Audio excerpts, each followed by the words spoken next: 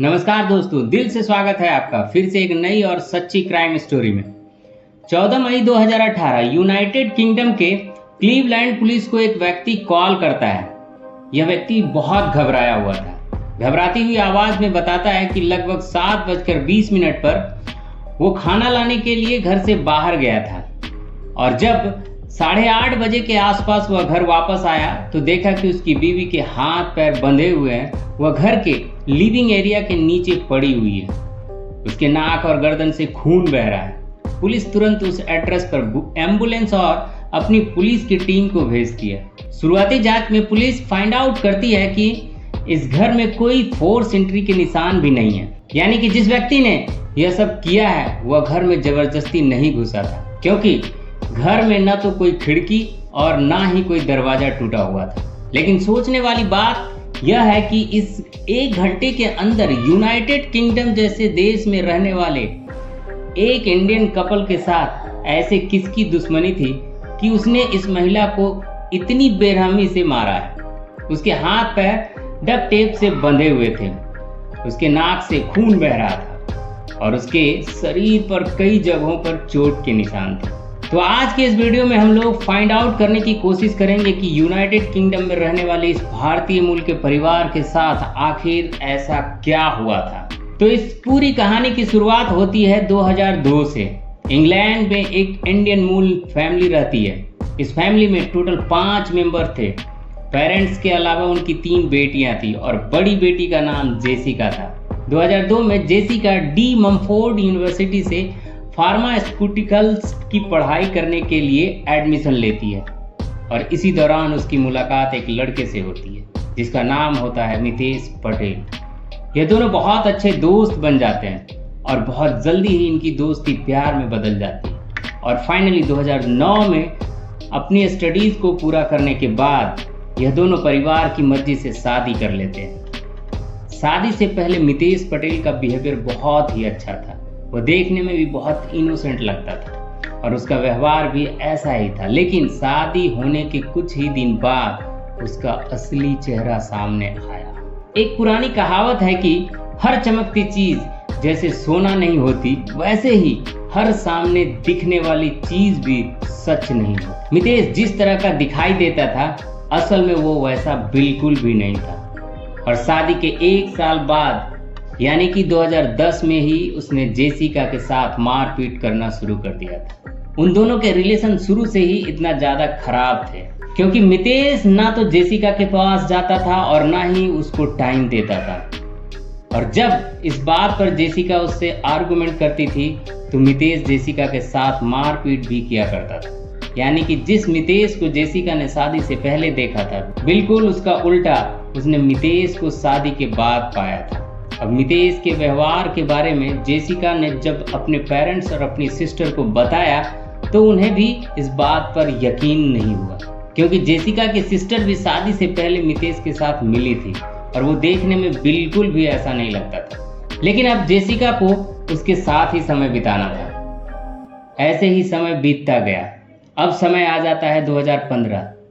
इन दोनों की शादी का लगभग 6 साल हो चुके थे और अब इनकी फैमिली इन दोनों पर प्रेशर बनाती है कि अगर तुम्हें अपने आपसी विवाद को सुलझाना है तो तुम दोनों को एक बेबी प्लान करना होगा।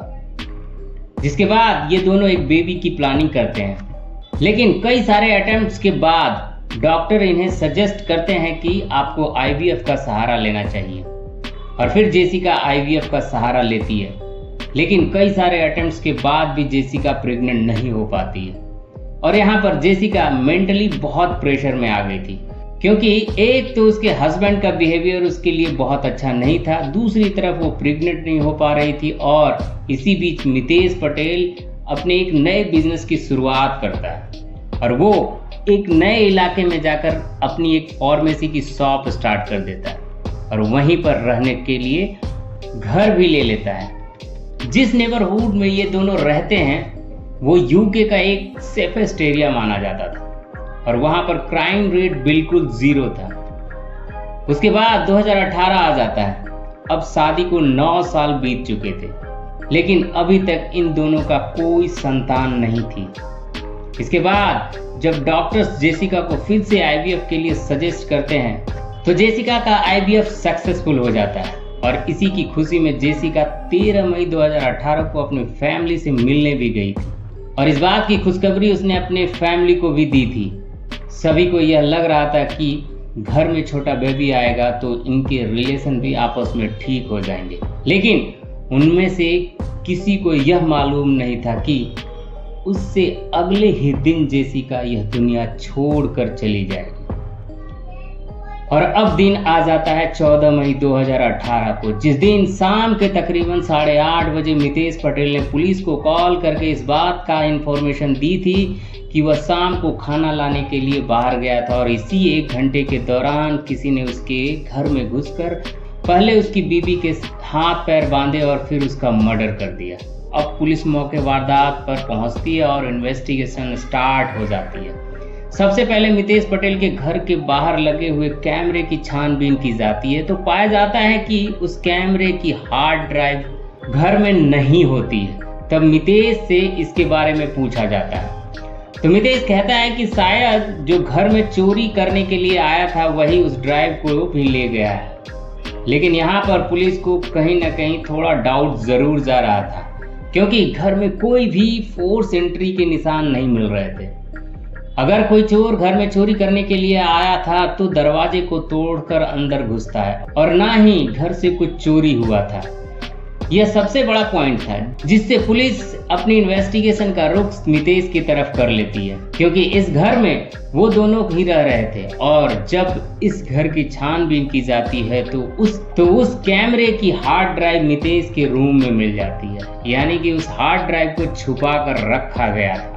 अब यहाँ से जो पुलिस का शक है वो मितेश की तरफ और भी गहरा हो जाता है। अब जेसिका की हत्या के 3 दिन बाद यानी 17 मई 2018 को पुलिस मितेश पटेल को अरेस्ट कर लेती है और साथ ही जेसिका के पेरेंट्स को भी इस बात के लिए इंफॉर्मेशन किया जाता है कि आपकी बेटी का मर्डर कोई और नहीं बल्कि मितेश पटेल ने ही किया है। पुलिस इन्वेस्टिगेशन में उन्हें बताती है कि सबसे पहले तो जब कैमरे की रिकॉर्डिंग देखी गई तो 7 से 8 बजे के बीच उस रिकॉर्डिंग में मितेश के अलावा कोई और भी दिखाई नहीं दे रहा है। सबूत के तौर पर पुलिस उस डक्ट टेप को भी बरामद कर लेती है जिससे जेसिका के हाथ और पैर बांधे गए थे और उस पर भी मितेश पटेल की ही फिंगरप्रिंट्स पाए गए। इसके अलावा पुलिस ने जब मितेश पटेल का मोबाइल चेक किया तो उसकी गूगल हिस्ट्री में पुलिस ने पाया कि उसने कई सारे टॉपिक सर्च किए थे, जिसमें से एक टॉपिक ये भी था कि इंसुलिन देकर किसी को कैसे मारा जा सकता है। और इसके बाद पुलिस बताती है कि मितेश के रूम से 4 इंसुलिन के इंजेक्शन भी बरामद किए गए हैं। साथ ही पुलिस ने सबूत के तौर पर यह भी बताया कि जेसिका और मितेश एक हेल्थ ट्रैकर ऐप का यूज किया करते थे, जिसमें आप हाथ में एक वॉच बांधते हैं जो आपकी हेल्थ को ट्रैक करता है, हार्ट बीट को ट्रैक करता है। और जब इसकी हिस्ट्री निकाली गई तो जिस टाइम पर 14 तारीख की शाम के 7 से 8 बजे के बीच जेसिका का मर्डर हुआ था उस टाइम पर मितेश का हार्ट बीट बहुत हाई था, जबकि जेसिका की हार्ट बीट 0 थी क्योंकि वो ऑलरेडी मर चुकी थी। तो एक ही टाइम पर मितेश की हार्ट बीट ज्यादा होने से यह भी इंडिकेट हो रहा था कि मितेश उस टाइम पर घर में भाग दौड़ कर रहा था, वो पूरा सामान को बिखरा रहा था। साथ ही वो जेसिका को मारने के लिए जो एफर्ट लगा रहा था इसके कारण से उसकी हार्ट बीट बहुत ज्यादा बढ़ रही थी। इन सारे सबूतों को एक साथ रखते हुए जब मितेश से इंट्रोगेशन किया गया तो मितेश ने भी अपना गुनाह कबूल कर लेता है और उसने यह बात मानी कि 7 से 8 बजे के बीच जब वो पिज्जा लेने गया था उससे पहले ही उसने जेसिका को मार दिया था। यानी कि शाम को फार्मेसी से जब वो घर आया था तब उसने जेसिका को मारकर और फिर 7 बजे पिज्जा लेने के बहाने वो घर से बाहर गया था ताकि वो सीसीटीवी कैमरे में आ सके, लेकिन उसके बाद भी वह पकड़ा गया। मितेश ने पुलिस को बताया कि वो उस पूरे मामले को चोरी का एंगल देना चाहता था, इसलिए उसने घर का पूरा सामान भी बिखरा दिया था ताकि देखने में ऐसा लगे कि कोई घर में चोरी करने आया, और उसी दौरान उसने जेसिका को मार दिया था। लेकिन वो इंग्लैंड का इतना सेफेस्ट इलाका था, वहां पर कभी चोरी होती ही नहीं थी, इसलिए पुलिस को मितेश की तरफ ही शक गया था।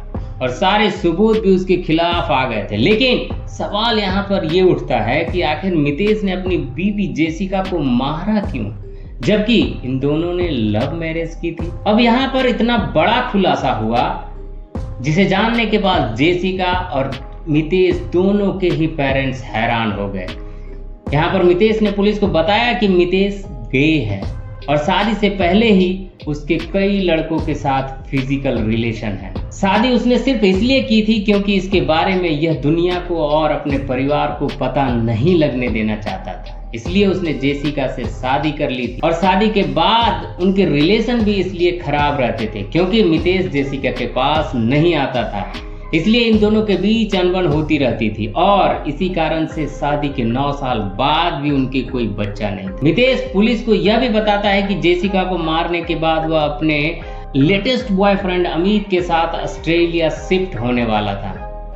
साथ ही जेसिका का इंश्योरेंस के पैसे थे लगभग $2 मिलियन उसको मिलने वाले थे, यानी कि यहाँ पर जो पूरा केस था उसमें $2 मिलियन की रकम लेकर मितेश अपने बॉयफ्रेंड अमित के साथ ऑस्ट्रेलिया शिफ्ट होना चाहता था और इसी के चलते उसने जेसिका की हत्या कर दी। उसके बाद नवंबर 2018 में सभी सबूतों के आधार पर मितेश पटेल को सजा सुनाई गई। आपको इस कहानी से क्या शिक्षा मिला, कमेंट में जरूर बताइए। इस घटना को आप तक लाने का उद्देश्य किसी का दिल दुखाना या परेशान करना नहीं, बल्कि आपको जागरूक और सचेत करना। तो इसी के साथ हम आपसे विदा लेते हैं, फिर मिलते हैं एक नए एपिसोड में एक और सच्ची घटना के साथ। तब तक के लिए सावधान और सुरक्षित रहें, साथ ही अपने फैमिली का भी ख्याल रखें। यह वीडियो देखने के लिए बहुत बहुत धन्यवाद। जय हिंद।